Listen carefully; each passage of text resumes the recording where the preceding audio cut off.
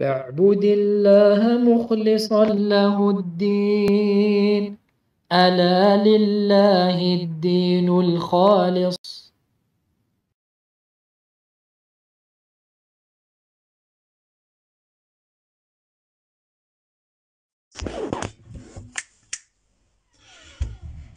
إن الحمد لله نحمده ونستعينه ونستغفره ونعوذ بالله من شرور أنفسنا وسيئات أعمالنا، من يهده الله فلا مضل له ومن يضلل فلا هادي له، وأشهد أن لا إله إلا الله وحده لا شريك له، وأشهد أن محمدا عبده ورسوله صلى الله عليه وعلى آله وصحبه وسلم. يا أيها الذين آمنوا اتقوا الله حق تقاته ولا تموتن إلا وأنتم مسلمون. يا أيها الناس اتقوا ربكم الذي خلقكم من نفس واحدة وخلق منها زوجها وبث منهما رجالا كثيرا ونساء، واتقوا الله الذي تساءلون به والأرحام إن الله كان عليكم رقيبا. يا أيها الذين آمنوا اتقوا الله وقولوا قولا سديدا يصلح لكم أعمالكم ويغفر لكم ذنوبكم، ومن يطع الله ورسوله فقد فاز فوزا عظيما. أما بعد، فإن أصدق الحديث كتاب الله، وخير الهدي هدي محمد بن عبد الله، وشر الأمور محدثاتها، وكل محدثة بدعة، وكل بدعة ضلالة، وكل ضلالة في النار. ثم أما بعد، إخوتي في الله والأخوات، السلام عليكم ورحمة الله وبركاته. فما زلنا نقرأ شرح كتاب التمهيد لشرح كتاب التوحيد الذي هو حق الله على العبيد لمعالي الشيخ الصالح ابن عبد العزيز آل الشيخ حفظه الله تعالى. فقال المؤلف رحمه الله: باب من الشرك الاستعاذة بغير الله تعالى، وقول الله تعالى: وأنه كان رجال من الإنس يعوذون برجال من الجن فزادوهم رهقا. عن خولة بنت حكيم رضي الله عنها قالت: سمعت رسول الله صلى الله عليه وسلم يقول: من نزل منزلا فقال: أعوذ بكلمات الله تامات من شر ما خلق، لم يضره شيء حتى يرحل من منزله ذلك. رواه مسلم. طيب،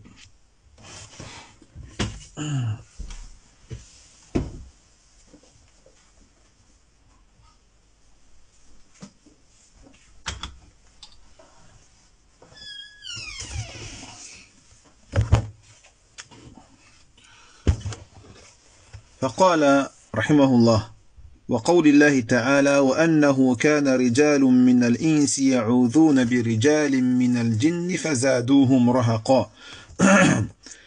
قوله وأنه هذه معطوفة على أول السورة، وهو ما أوحى الله جل وعلا إلى نبيه صلى الله عليه وسلم بقوله: قل أوحي إلي أنه استمع نفر من الجن. ثم قال بعد آيات: وأنه كان رجال من الإنس يعوذون برجال من الجن فزادوهم رهقا.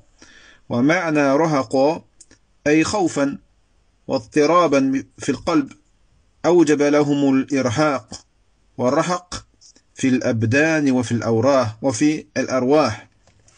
الرهق في الأبدان وفي الأرواح.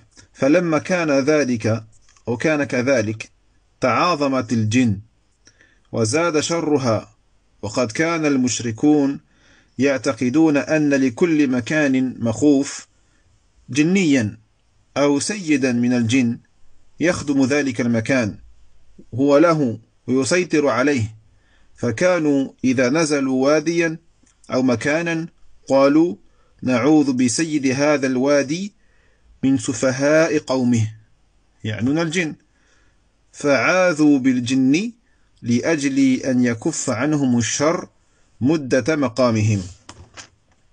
لهذا قال جل وعلا: وأنه كان رجال من الإنس يعوذون برجال من الجن فزادوهم رهقا، يعني زاد الجن الإنس خوفا واضطرابا وتعبا في الأنفس وفي الأرواح. وإذا كان كذلك كان هذا عقوبة لهم، والعقوبة إنما تكون على ذنب. طيب.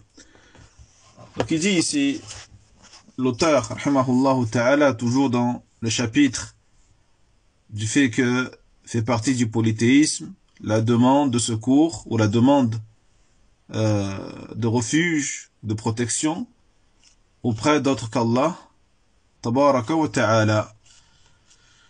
Il dit, l'auteur, et la parole d'Allah, donc il mentionne la parole d'Allah, tabaraka wa ta'ala, de la sourate Al-Jinn,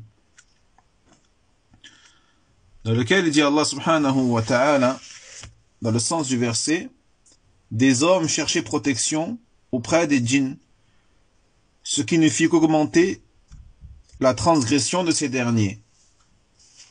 Taïeb. Donc il dit Allah tabaraka wa ta'ala, wa annahu.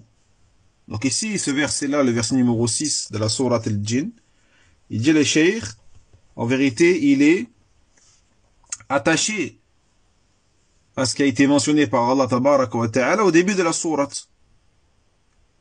Et c'est ce que Allah tabaraka wa ta'ala a révélé à son prophète, alayhi salatu wassalam, à travers sa parole, dit, il m'a été révélé qu'un groupe de djinns écoutèrent ma récitation du Coran et dirent, nous avons entendu la lecture d'un livre merveilleux. Taïeb.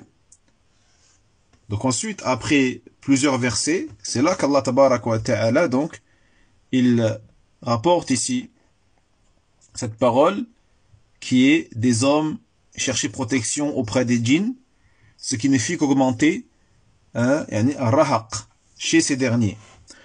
Donc, parmi les tafasir de ce terme qui est rahaqa, il y a celui qui dit que cela désigne al-khawf, la peur.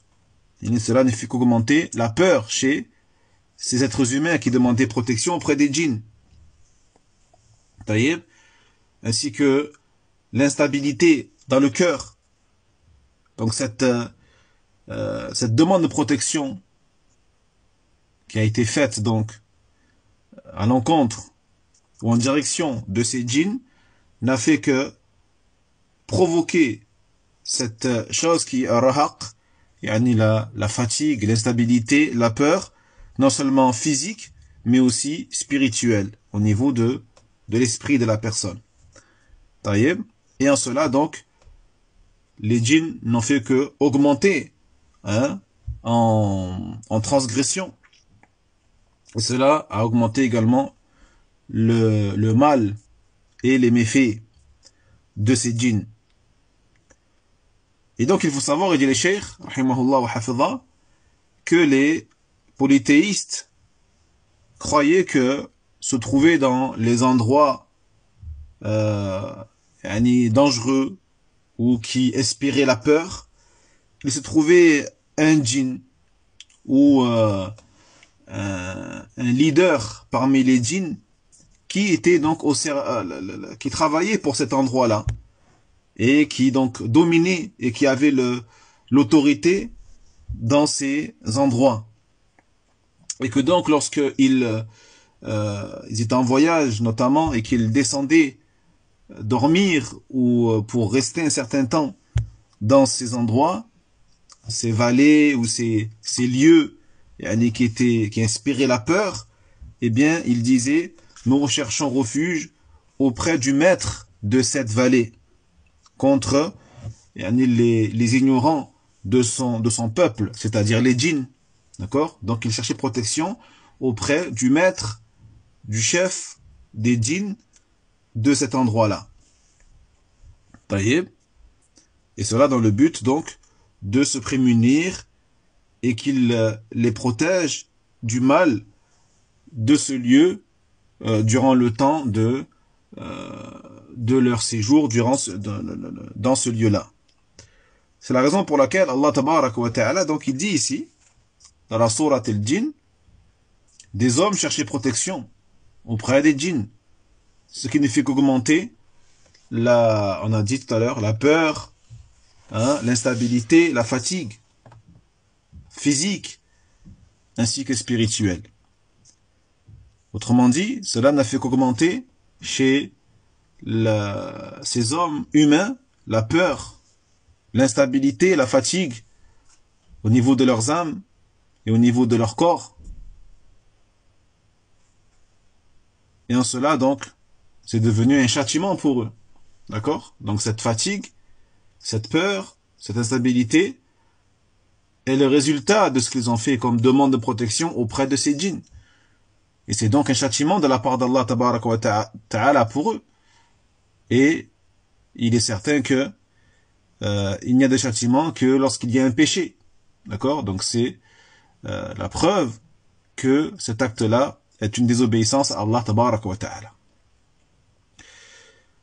فدلت الآية على ذم أولئك وإنما ذموا لأنهم صرفوا تلك العبادة لغير الله تعالى والله جل وعلا أمر أن يستعاذ به دون ما سواه قال سبحانه قل أعوذ برب الفلق وقال قل أعوذ برب الناس وقال وقل رب أعوذ بك من همزات الشياطين وأعوذ بك رب أن يحضرون والآيات في ذلك كثيرة كقوله تعالى وإما ينزغنك من الشيطان نزغ فاستعذ بالله فعلم من التنصيص على المستعاذة به أو على المستعاذ به وهو الله جل وعلا أن الاستعاذة حصلت بالله وبغيره وأن الله أمر نبيه صلى الله عليه وسلم أن تكون استعاذته به وحده دون ما سواه وقد ذكرت أصل الدليل في ذلك وأن الاستعاذة عبادة وإذا كانت عبادة فتدخل فيما دلت عليه الآيات من إفراد العبادة بالله وحده. Donc le verset nous indique la culpabilité de ces gens-là et qu'ils sont donc blâmables et condamnables pour cet acte car ils ont voué cette adoration qui est la demande de protection à autre que Allah subhanahu wa ta'ala et qu'Allah jalla wa ala a ordonné que on nous demande la protection qu'à lui et à personne d'autre. Il dit notamment, Allah subhanahu wa ta'ala, dans la sourate Al-Falaq, dans le sens du verset, dit « Je demande protection auprès du Seigneur de l'aube ». Et également dans la sourate Al-Nas, dit « Je demande protection auprès du Seigneur des hommes ». Taïb, il a dit également dans la sourate Al-Mu'minun, verset 97,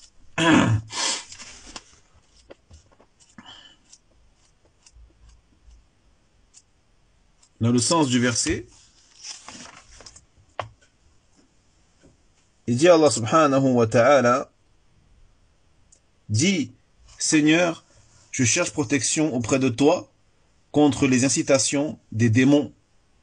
Seigneur, je cherche protection auprès de toi contre leur présence à mes côtés.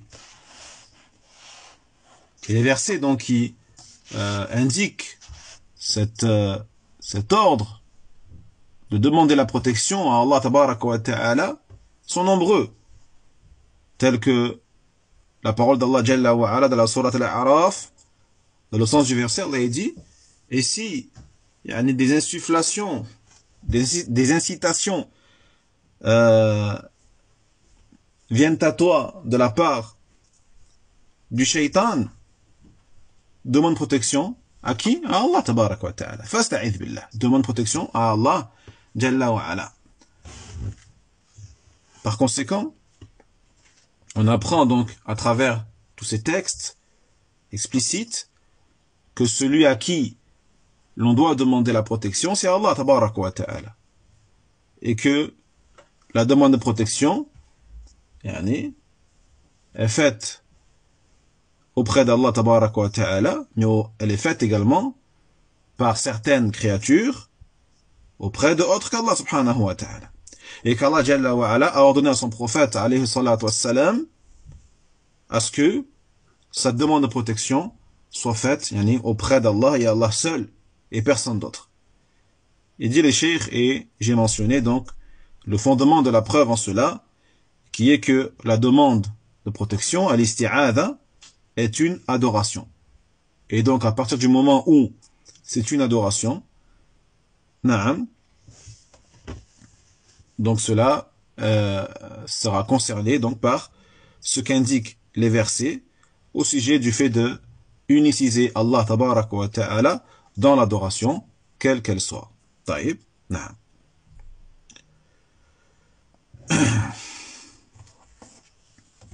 ثم قال قتادة وبعض السلف إن معنى قوله رهقا إثما أي فزادوهم إثما وهذا أيضا ظاهر من جهة الاستدلال لأن الاستعاذة إذا كانت موجبة للإثم فهي إذن عبادة شركية إذا صرفت لغير الله تعالى وعبادة مطلوبة إذا صرفت لله جل وعلا وهذا يستقيم مع الترجمة من أن الاستعاذة بغير الله الشرك.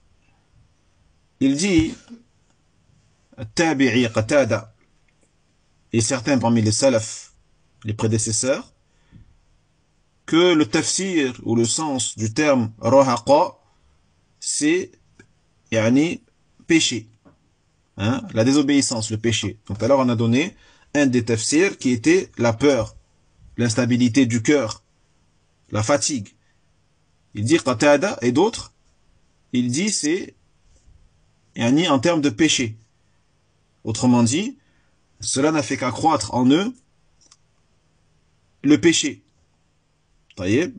Et ce tafsir également yani nous montre clairement l'argumentation ici, qui est que la demande de protection, que al-isti'adha, du moment où elle est faite dans le péché, yani auprès d'une créature, et que cela donc provoque la réalisation d'un péché, on comprend par là que dans ce cas-là, ce sera une adoration qui est de l'ordre du polythéisme, une adoration associatrice, et donc qui est faite parce qu'elle est faite plutôt pour autre qu'Allah tabaraka wa ta'ala, et que cela sera une adoration qui est au contraire souhaitée et demandée lorsqu'elle est faite pour Allah subhanahu wa ta'ala. Et on comprend par cela que cela est en concordance, en conformité avec le titre, hein, qui est que le fait de demander la protection auprès d'autres qu'Allah tabaraka wa ta'ala relève de l'association. نعم. ثم قوله وعن خولة بنت حكيم رضي الله عنها قالت قال رسول الله عليه الصلاة والسلام من نزل منزلا فقال أعوذ بكلمات الله التامات من شر ما خلق لم يضره شيء حتى يرحل من منزله ذلك رواه مسلم. نعم. وجه الدلالة من هذا الحديث أن النبي صلى الله عليه وسلم يبين فضل الاستعاذة بكلمات الله، فضل الاستعاذة بكلمات الله، فقال من نزل منزلا فقال أعوذ بكلمات الله التامات من شر ما خلق، وجعل المستعاذ منه المخلوقات الشريرة والمستعاذ به وكلمات الله. وقد استدل أهل العلم لما ناظروا المعتزلة وردوا عليهم بهذا الحديث على أن كلمات الله ليست بمخلوقة، قالوا لأن المخلوق لا يستعاذ به والاستعاذة به الشرك، كما قال الإمام أحمد وغيره من أئمة السنة رحمة الله عليهم.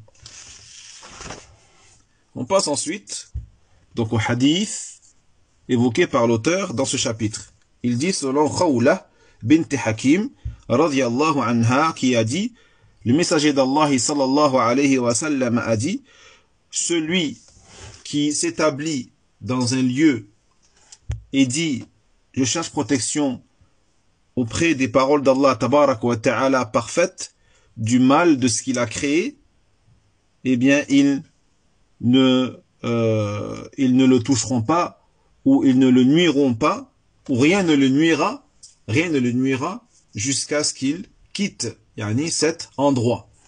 Donc le hadith rapporté par Muslim. Donc ici l'argumentation à travers ce hadith est que le prophète sallallahu alayhi wa sallam a exposé le mérite donc de l'isti'adha, de la demande de protection auprès des paroles d'Allah.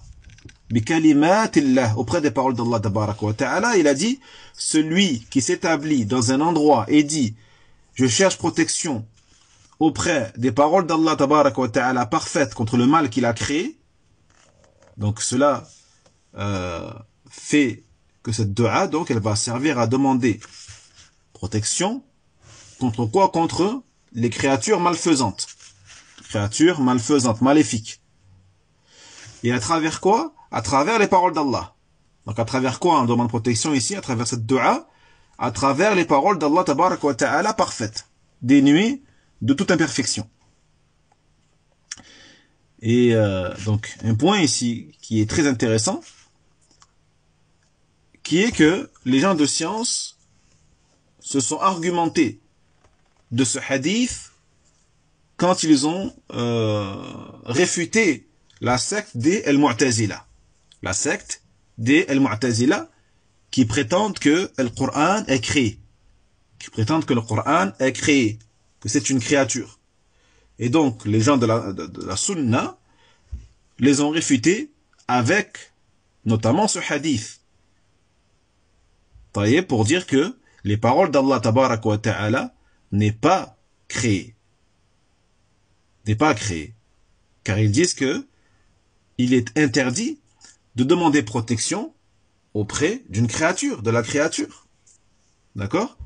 Et que le fait de demander protection auprès de la créature est de l'association.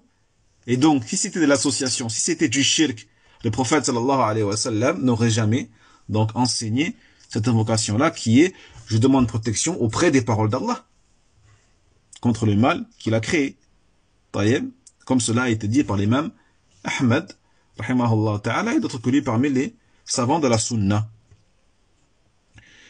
فوجه الدلالة من الحديث إجماع أهل السنة على الاستدلال به على أن الاستعاذة بالمخلوق الشرك وأنه ما أمر بالاستعاذة بكلمات الله إلا لأن كلمات الله جل وعلا ليست بمخلوقة.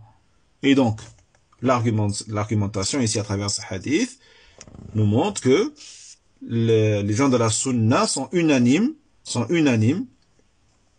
sur le fait de s'argumenter par ce hadith pour dire que la demande de protection auprès de la créature est du shirk, et que ici le prophète sallallahu alayhi wa sallam n'a ordonné de demander protection contre les names, contre les créatures maléfiques à travers les paroles d'Allah tabaraka wa ta'ala, seulement parce que justement les paroles d'Allah tabaraka wa ta'ala ne sont point des créatures, ne sont pas créées, comme le prétendent yani al-Mu'tazila. Naam.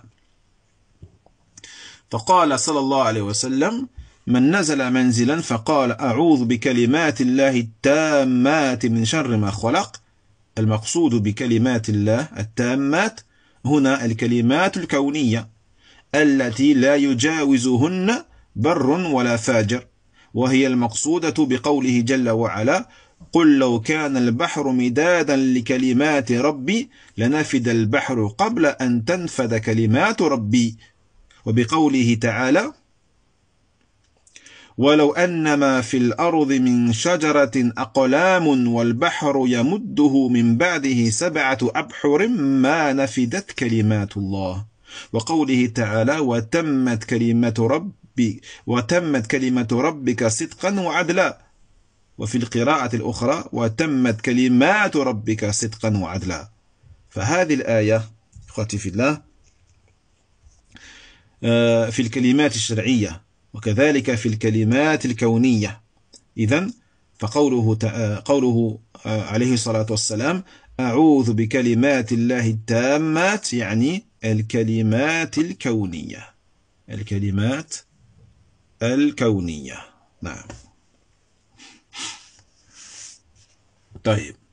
Donc le hadith de Nabi sallallahu alayhi wa sallam qui dit celui qui s'établit dans un lieu et qui dit « Je cherche protection auprès des paroles d'Allah parfaites contre le mal qu'il a créé. » Ici, il dit le cheikh, hafidhahullah, que les paroles d'Allah tabarak wa ta'ala parfaites dont il fait allusion ici le prophète sallallahu alayhi wa sallam, ce sont les paroles qu'on dit al-kawniya, al-kalimat al-kawniya, les paroles universelles, les paroles qui sont liées au décret, qui sont liées à la création, les paroles relatives au décret, que aucune créature ou à laquelle aucune créature ne peut s'opposer, qu'elle soit mauvaise ou pieuse, qu'elle soit dépravée ou vertueuse. D'accord? Ces paroles-là d'Allah tabarak wa ta'ala qu'on dit kawniyya, universelle, relative à la création, relative au décret, implacable. D'accord? Aucune créature ne peut s'y opposer. D'accord? Et c'est cette parole-là dont Allah tabarak wa ta'ala parle également dans la sourate Al-Kahf, par exemple, dans le verset numéro 109. Dans le verset numéro 109.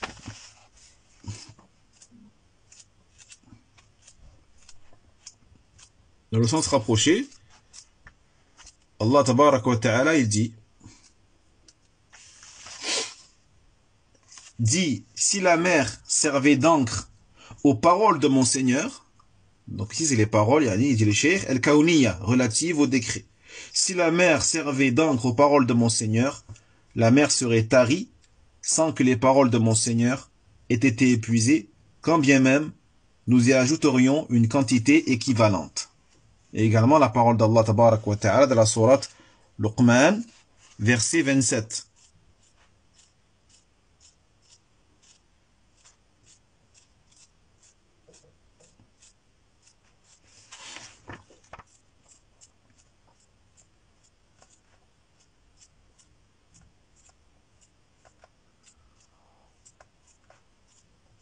Naam.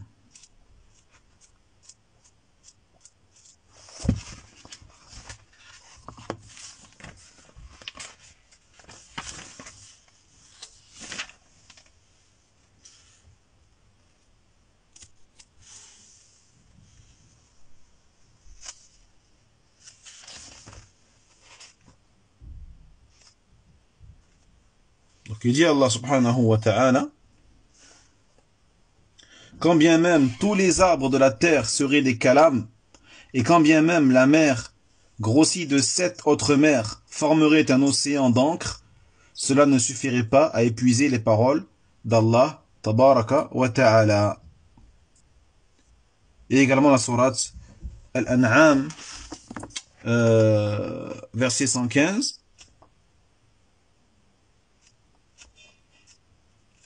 où Allah tabaraka wa ta'ala il dit aussi, toujours ici pour montrer les exemples dans lesquels il est mentionné cette catégorie de paroles qui est la parole universelle, al-kawniyya, la parole de ton Seigneur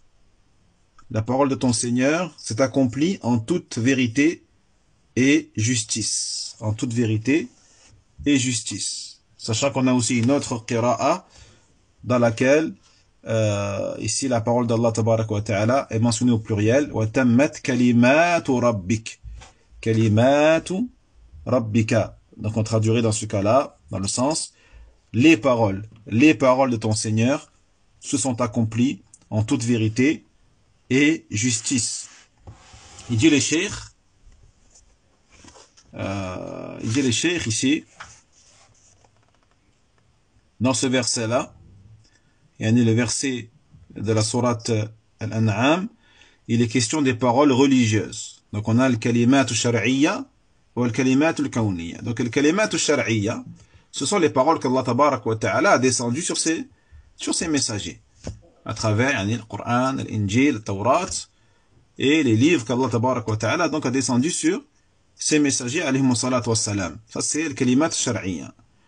Et puis on a donc les kalimat al-kawniyya qui sont relatives au décret, relatives à la prédestination, et qui sont implacables. Et par lesquels donc Allah tabarak wa ta'ala ici a créé donc ces créatures. Taïb. Par conséquent, donc, la parole du prophète, sallallahu alayhi wa sallam, je cherche protection auprès des paroles d'Allah parfaites, c'est-à-dire les paroles al-kawniyya. Les paroles al-kawniyya, qui sont relatives au décret d'Allah, à la prédestination d'Allah subhanahu wa ta'ala, et qui est donc implacable et inévitable. Naam. جيد.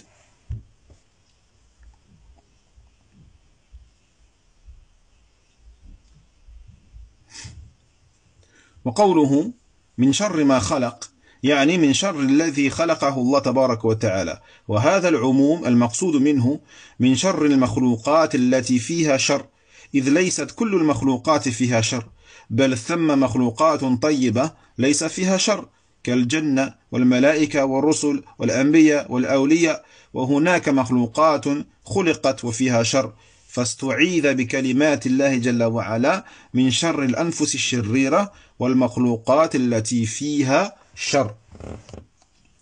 Et on termine sur ça, Inch'Allah Ta'ala. Il dit, le prophète par la suite, sallallahu alayhi wa sallam, contre le mal qu'il a créé. Contre le mal qu'il a créé. C'est-à-dire contre le mal qu'Allah Tabaraka wa Ta'ala a créé. Taïb. Et donc cette généralité, bien sûr, concerne le mal des créatures dans lesquelles dans lesquelles il y a un mal. D'accord? Le mal des créatures dans lesquelles il y a un mal. Car ce n'est pas toute créature, Jayid, qui possède des choses qui sont mauvaises, malfaisantes ou néfastes. Il y a au contraire des créatures qui sont bonnes et qui ne possèdent aucun mal. Tels que le paradis, ou les anges, ou les messagers, ou les prophètes, ou les gens pieux. Mais il y a d'autres créatures qui ont été créées donc par Allah Tabaraka wa Ta'ala, bien sûr, et qui possèdent un mal. Et donc on demandera protection auprès des paroles d'Allah Tabaraka wa Ta'ala, al-kawniyya, Jayid, contre le mal de ces créatures maléfiques, malfaisantes, et contre les créatures qui possèdent donc un mal. Une chose qui est malfaisante pour la créature. Wallahu ta'ala a'lam. On arrête là, Inch'Allah ta'ala, pour aujourd'hui. On continuera donc mardi prochain, comme d'habitude, bi'idhnillah azza wa jal. Nas'al Allah tabaraka wa ta'ala أن يوفقنا لكل ما يحبه ويرضاه ويعلمنا ما ينفعنا وأن ينفعنا بما علمنا والله تعالى أعلم وسبحانك اللهم وبحمدك أشهد أن لا إله إلا أنت أستغفرك وأتوب إليك بارك الله فيكم وصح فطوركم والسلام عليكم ورحمة الله وبركاته. وينجي الله الذين اتقوا بمفازتهم لا يمسهم السوء ولا هم يحزنون.